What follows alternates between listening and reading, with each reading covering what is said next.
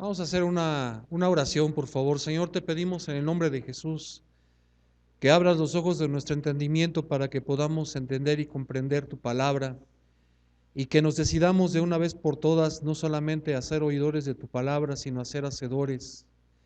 Que tu Espíritu Santo, Señor, nos dé la sabiduría y la inteligencia, Dios, porque somos falto de ella la gran mayoría de los que estamos aquí, Dios. Te pedimos esto en el nombre de Jesús. Amén. Bueno, creo que el gran problema del cristianismo actual es que no entendemos lo que es el cristianismo, muchos de nosotros.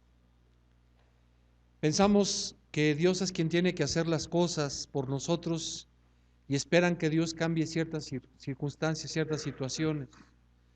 No me refiero a la salvación, me refiero a cosas cotidianas, a cosas diarias con las que tenemos que enfrentarnos. Incluso creo que, o he visto que algunas veces oramos pidiendo a Dios que haga o que interceda en algún sentido, cuando depende de nosotros hacer un cambio, no depende de Dios. Por ejemplo, le decimos, Señor, dame amor por la gente, ¿no? O déjame amar a esta persona. Y, y creo que no es la manera en la que Jesús oró, ni el deseo de Dios para con nuestras oraciones. Y creo que el deseo de Dios es que vivamos un cristianismo abundante, un cristianismo en el cual haya una entrega total en cuanto a nuestros deseos, a nuestros pensamientos para con Dios. Si leyéramos con cuidado algunos pasajes, nos daríamos cuenta que Dios ordena que hagamos algunas cosas. Voy a leer algunas frases de algunos versículos. Dice, por ejemplo, Jesús dice, amad a vuestros enemigos. Esto es algo que le está diciendo Dios que mueva nuestro corazón para que nosotros amemos a nuestros enemigos, o es una orden que está dando Dios a cada uno de nosotros. Bueno, es una orden, ¿no? Ahora hablando gramaticalmente, ¿en qué modo está esto? ¿Modo qué? Imperativo, es decir, es una orden.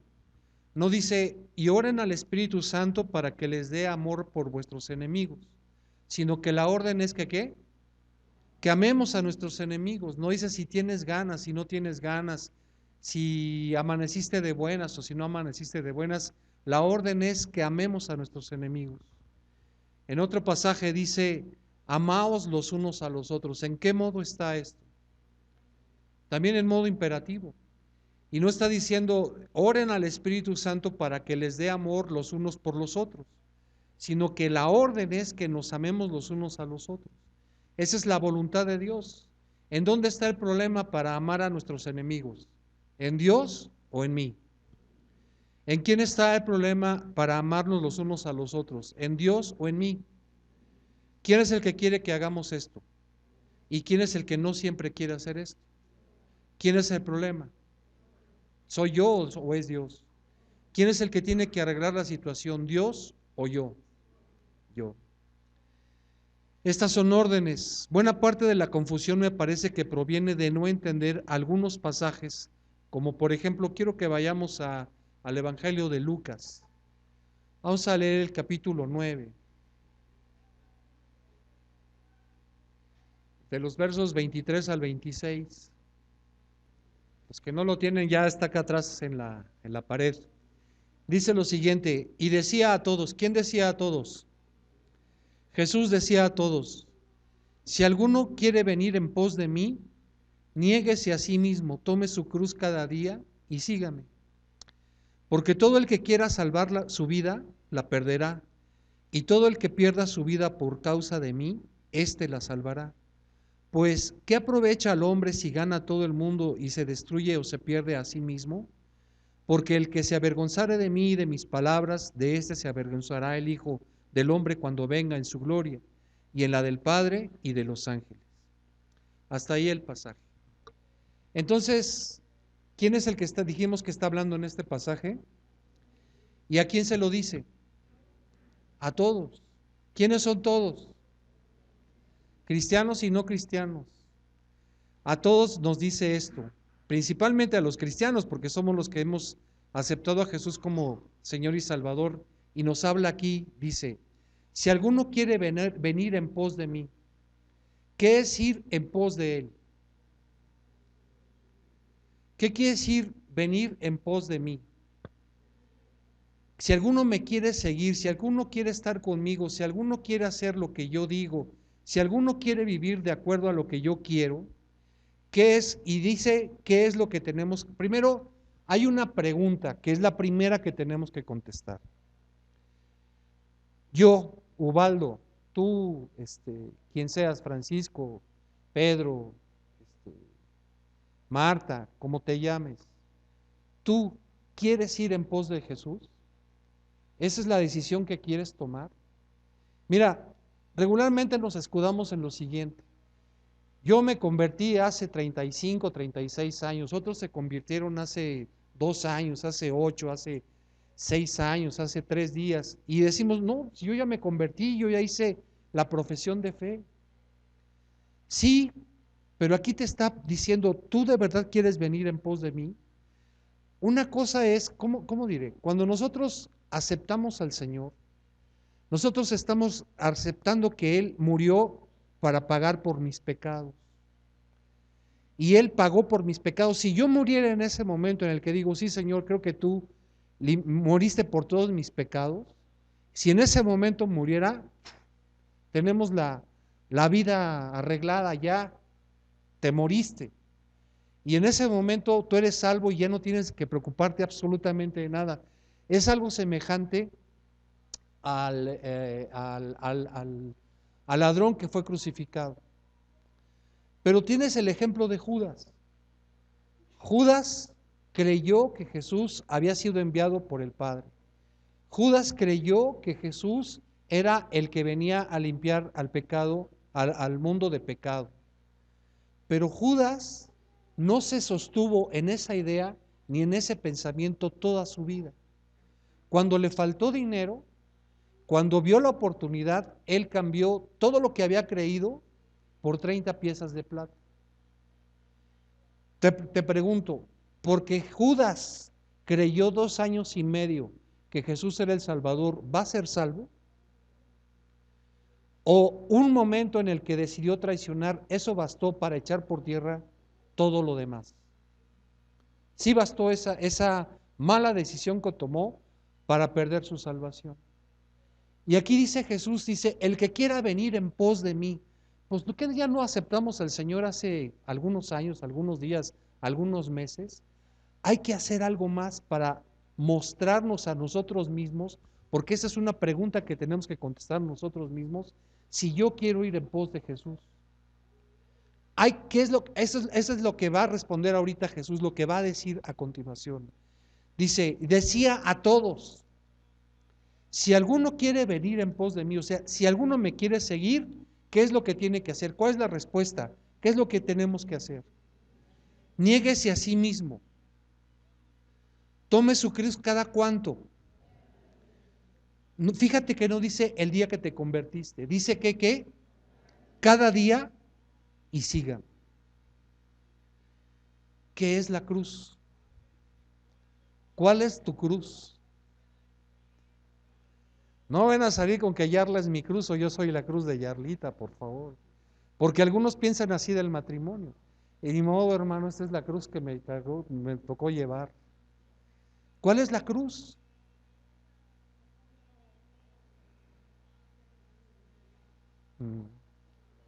¿Cuál es la cruz que nosotros tenemos que crucificar cada día, que tenemos que tomar cada día? Te digo, te doy una pista. No es tu esposo si eres mujer y no es tu esposa si eres hombre. Eso no es la cruz. Mira cómo nosotros te invito a que leas la palabra de Dios y que la medites de día y de noche. Meditar quiere decir que tú vas a leer la palabra y lo primero que tienes que hacer, ya se los dije algún día, es leer la Biblia junto con un diccionario. Porque si no tienes un diccionario y te hablo de la palabra habla de redención, ¿qué es redimir? ¿No? Entonces dice si quieres redimir, dices, híjole, Sí lo entendí, sí, seguro, como el Chapulín, ¿no? Sí voy, sí lo entendí.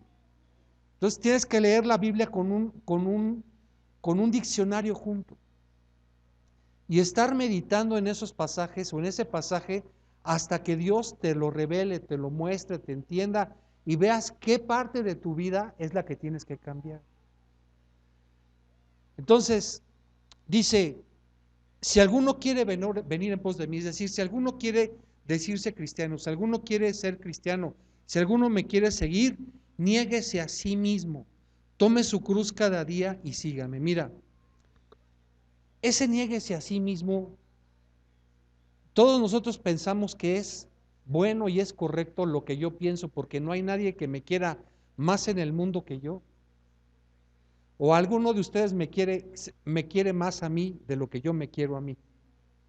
¿Verdad que no? No hay nadie que me quiera más que yo mismo.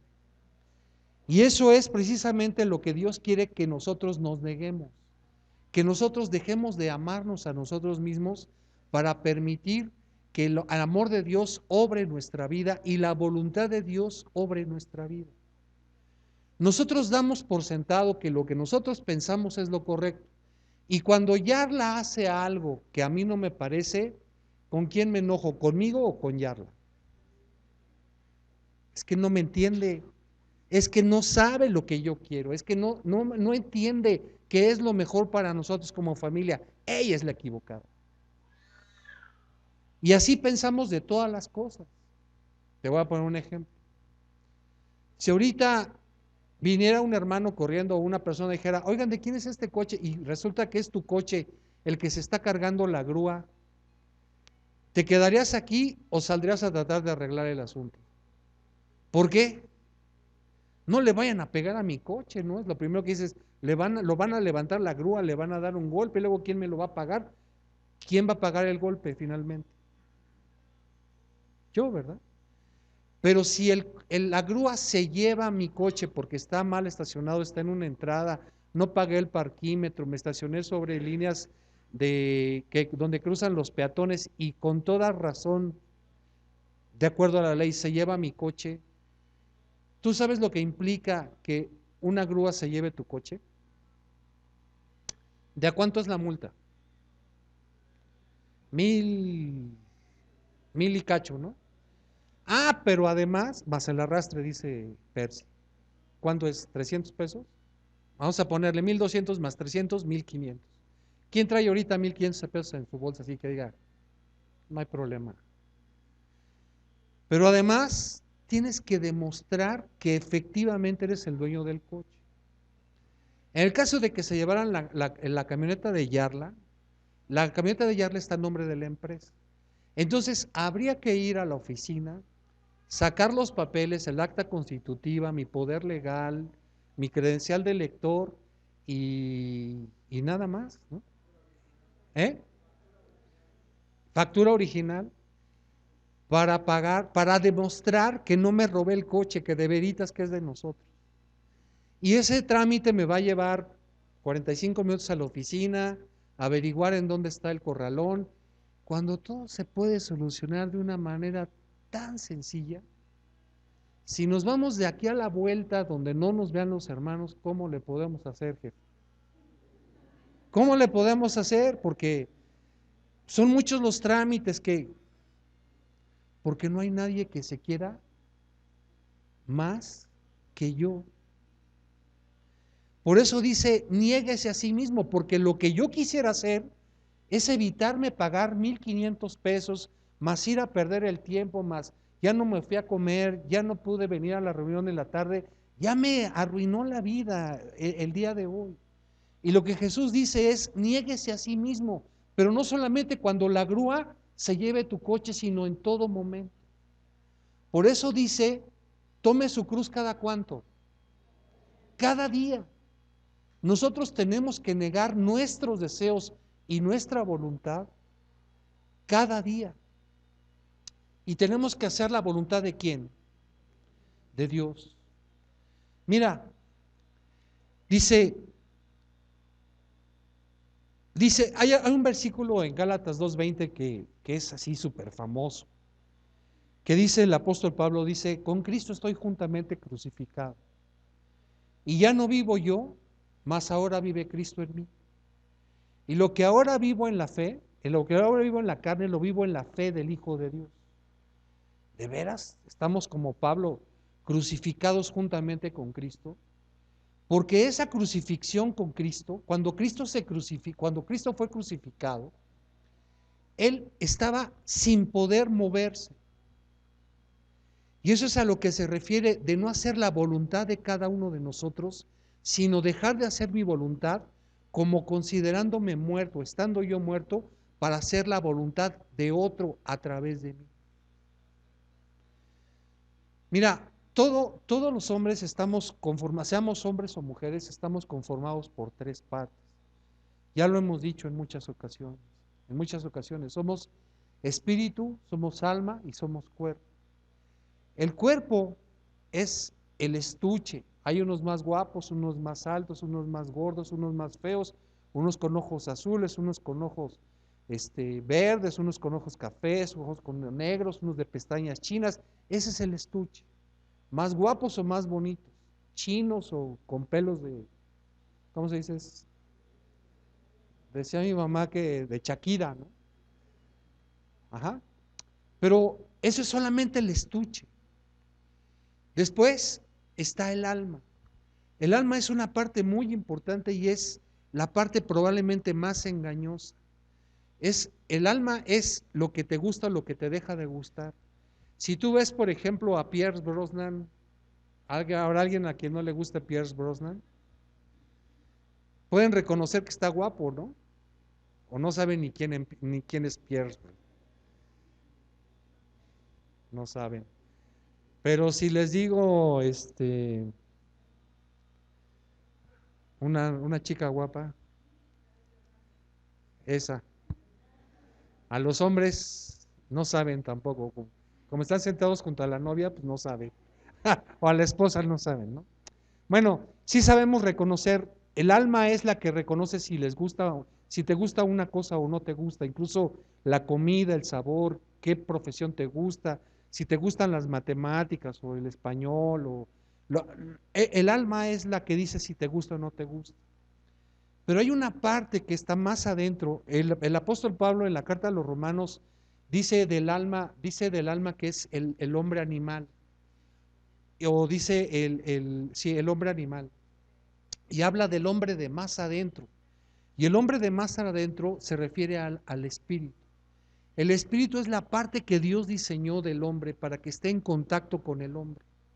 Y esa es la parte que, no sé si te pasa a ti, que a mí me pasa, y eso lo dice la palabra en Romanos.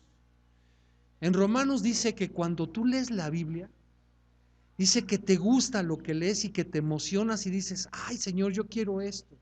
Ese es tu espíritu diciéndote a ti mismo, te dice, esta es la palabra de Dios, esto es lo bueno, esto es lo que tenemos que hacer. Pero cuando se trata de poner en práctica las cosas, ahí es donde se tuerce el problema. Porque el hombre de más adentro, es decir, el espíritu dice, esta es la voluntad de Dios. Tú lees Romanos y dice cómo el pecado entró en el mundo y cómo el hombre empezó a desobedecer y te habla de que no hay justificante alguno. Dice, sí es cierto, así soy yo, así soy mentiroso, soy chismoso, y entiendes, y te emociona cuando habla de la fe de Abraham y cómo por la fe Dios lo justificó por la fe, y dices, qué padre, eso está hermoso. Y cuando dices, ahora sí, Señor, ahora sí, vamos a salir a perdonar a Yarla y a perdonar a todo el que me hace una, y dices, ¿y dónde se quedó todo lo emocionado que estabas y lo contento que estabas? Esa parte, esa lucha que hay en medio de nosotros, es algo que la palabra de Dios llama la lucha entre la carne y el espíritu. Y lo que Jesús está diciendo en el Evangelio es que nosotros tenemos que crucificarnos cada cuánto. Todos los días tenemos que crucificar a nuestro hombre carnal. Si la patrulla viene, te carga y se lleva tu coche, todos esos problemas en los que te vas a meter, tienes que negarte ¿a quién? A ti mismo. y pagar el precio de tu pecado, de tu falta, pues, para que no se oiga tan duro, de tu falta. Pagar los 1,500, ir a sacar el acta constitutiva, sacar el permiso, buscar la factura, todo debes de ser ordenado y vas a ir y hasta las 6 de la tarde vas a obtener tu coche. Ese negarte a ti mismo y el decir, lo podría solucionar tan fácil dándole 200 pesos o a lo mejor 500, que me voy a ahorrar, aritméticamente me ahorro 1,000 pesos, pero lo ahorro en un momento y no tengo que hacer todo este problema. Ese punto, ese quiebre que tú tomas, es el negarte a ti mismo y ese es el crucificarte, ese es el tomar tu cruz y el decir, voy a dejar de hacer mi voluntad para hacer la tuya. ¿De dónde viene el problema? De que así es nuestra alma, así fue condicionada. Cuando yo era niño, cuando yo estaba chiquito y que fui al kinder, un día un chamaco se pasó de listo y me dio un moquete. Y llegué a la casa con un rasguño, con un moretón, y me dijo mi mamá, ¿qué te pasó? No, pues el changuito me moqueteó. ¿Usted qué? Si le pegan, y así somos. Así somos. A ti si te pegan. Por eso es que cuando estás discutiendo con tu esposa, con tu esposo, cuando alguien se quiere pasar de listo contigo, tú y yo no estamos dispuestos a poner la otra mejilla, como dice el Evangelio, porque nosotros estamos condicionados desde chiquitos a que si te pegan, usted pegue, usted no se deje, seas quien seas. Y han pasado los años y no hemos entendido que lo que Jesús nos pide es negarnos a nosotros mismos. No, pero es que tú no sabes la vida que mi papá me dio, ¿no? A lo mejor me dio una vida peor mi papá, pero a lo mejor la que te dio tu papá fue peor todavía que la que me dio a mí. ¿Crees que eso te justifica? Pues sí, porque tu mamá te dijo a usted, si le pegan, ¿qué? Pegue. De ahí me agarro, de ahí soy.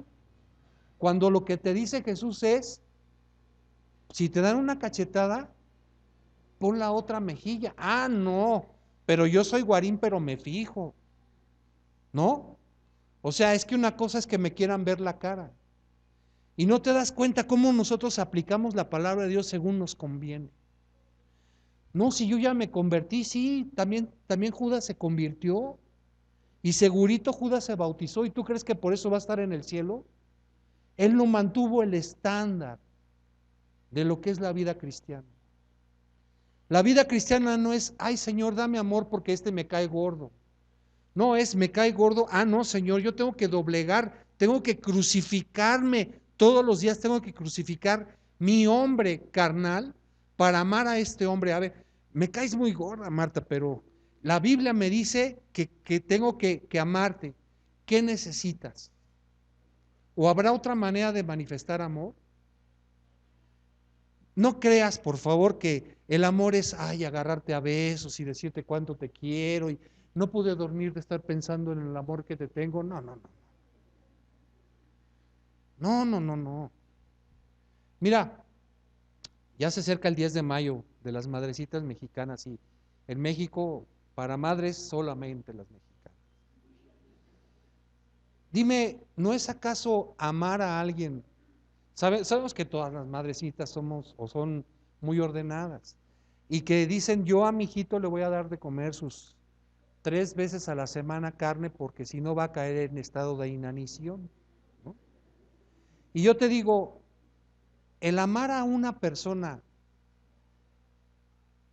el permitir que tu sangre caiga en estado caerá en estado de inanición, porque de darle 3 veces a la semana a tus hijos carne, ahora vas a darle 2 veces a la semana carne o una vez a la semana carne, o a lo mejor esta semana no le vas a dar carne, para que la gente de esta iglesia, los que nos conocemos, los que nos amamos, que nos abrazamos, que coma esta semana. No sé si me estoy dando a entender.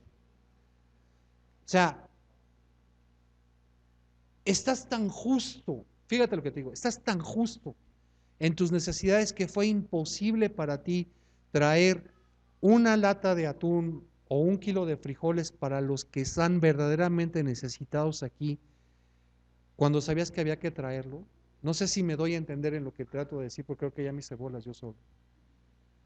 O sea, nosotros nos justificamos de cualquier manera y no somos capaces de negarnos a nosotros mismos.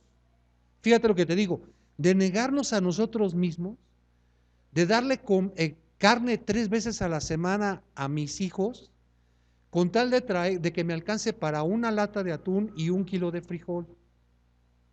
Porque yo no soy capaz de negarme a mí mismo, y menos por Marta si me cae tan gorda.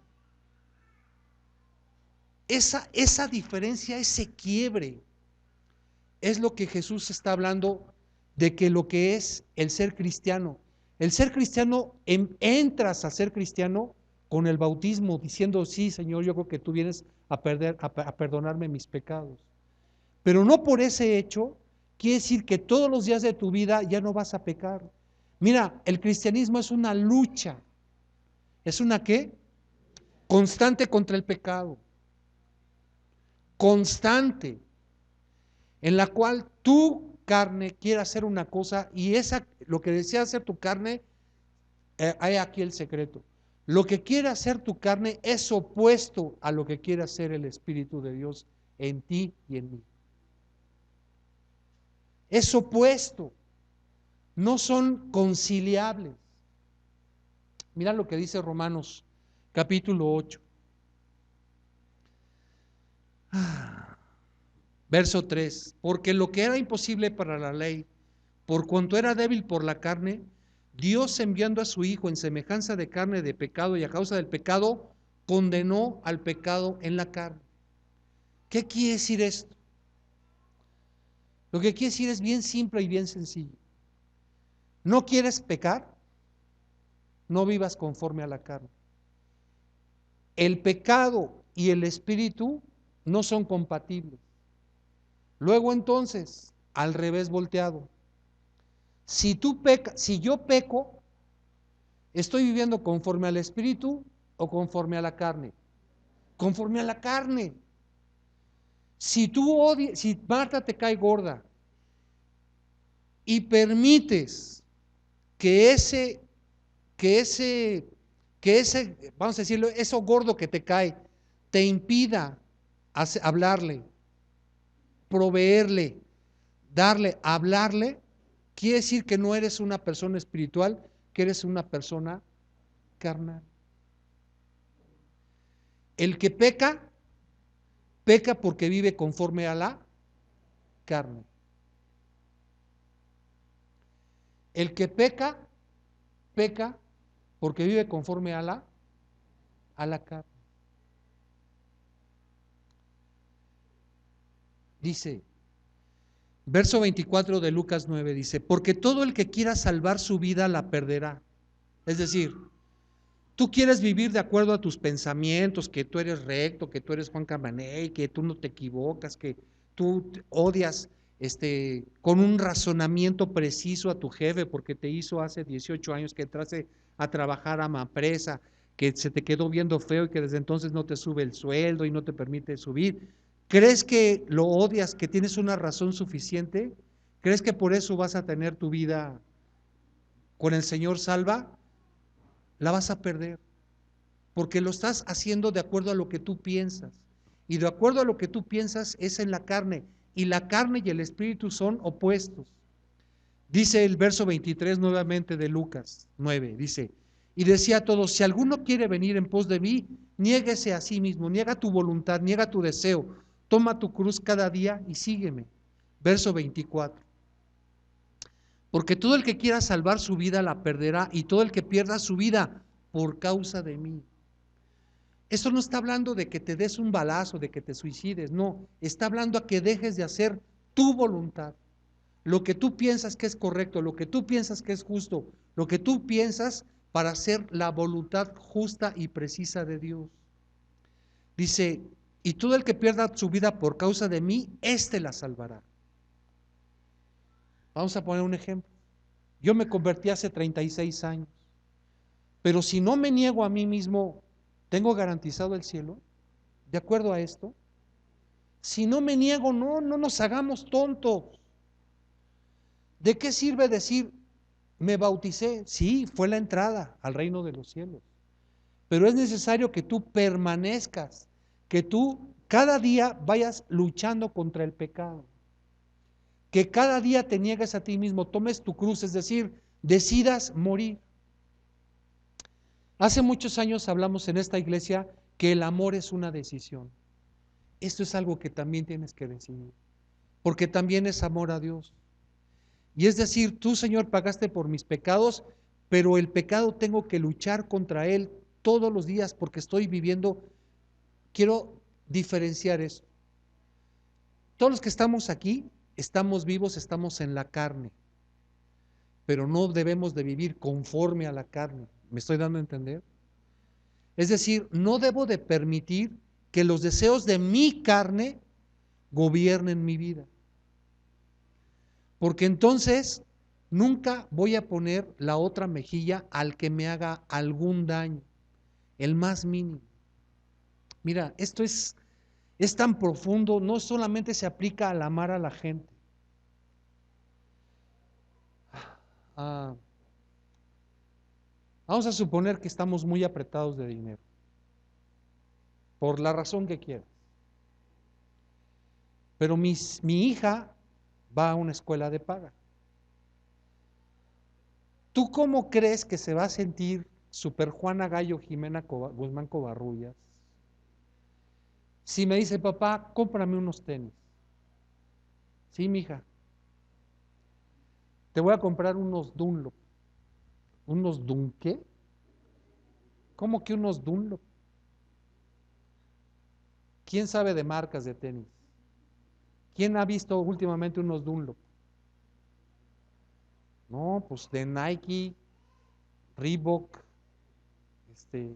Adidas, o sea, de 1500 y unos Dunlop, unos Panam, ¿de a cuánto? 300 flat, ¿no? ¿Cómo creen que se va a sentir mi hija de usar unos Panam a usar unos Reebok? Te pregunto, ¿le van a salir ronchas a mi hija en la planta de los pies? ¿En dónde está el problema de que mi hija use tenis Panam? ¿En dónde está el problema? No, en lo que van a pensar de ella, que no trae unos tenis de marca.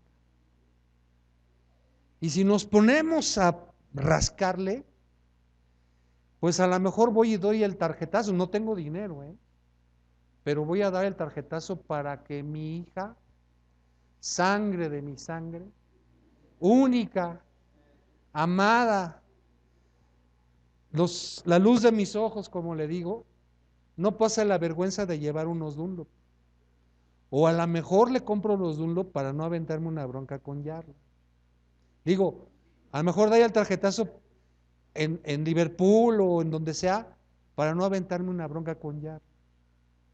Porque si no le compro los Nike que ella quiere, que mi hija quiere, y le digo a Yarla, ¿sabes qué, Yarla?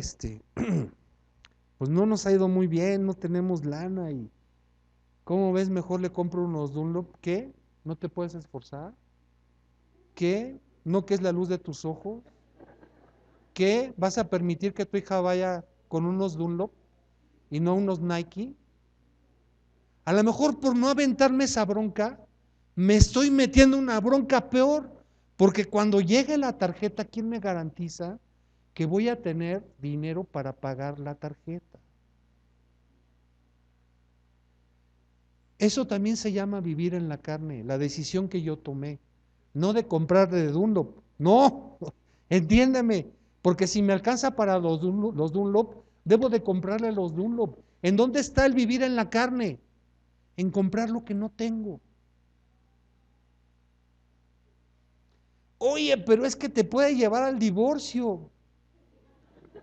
Se ríen, pero Decisiones de este tipo nos pueden llevar al divorcio. Mira, ¿quiénes fueron de aquí a mi boda? Son menos los que no fueron que los que fueron. Pero cuando hicimos nuestra boda, Yarla y yo le llevé 12 ramos de trigo y le dije que iba a ser el proveedor. Pero esos ramos de trigo no tenían la etiqueta del Tiffany's, ni de ningún restaurante, ni decía que el mínimo que le iba a dar iba a ser 15,000 pesos diarios para que gastara. No tenía un mínimo. No sé si me estoy dando a entender. Lo que yo le ofrecí fue trigo. Y eso trayéndolo a cosas reales, implicaba que ella tenía que amasar el trigo. Desde molerlo para hacer la harina, amasarlo, y que iba a tener que comer, ¿qué? Una torta de trigo. ¿Me estoy dando a entender? No quiere decir que lo hice así, ahorita se me está ocurriendo porque soy astuto, ¿no? Pero, estoy hablando de que me puede llevar al divorcio. Pero, si ella me dice, como no has cumplido mis expectativas, quiero el divorcio, pues, ¿dónde firmo? O sea, yo no quiero firmar, pero si tú me lo pides, yo firmo. ¿Quién es la que se quiere ir? Porque no está comiendo todos los días en Tiffany's. O sea, aún nosotros debemos de entender la situación, que hay veces que nosotros, dentro del mismo matrimonio, hay uno que es espiritual o que trata de serlo, y hay otro que no lo quiere ser. ¿Quién es el que casi siempre toma las malas decisiones? ¿El espiritual o el carnal? El carnal es el que se quiere ir. Pues,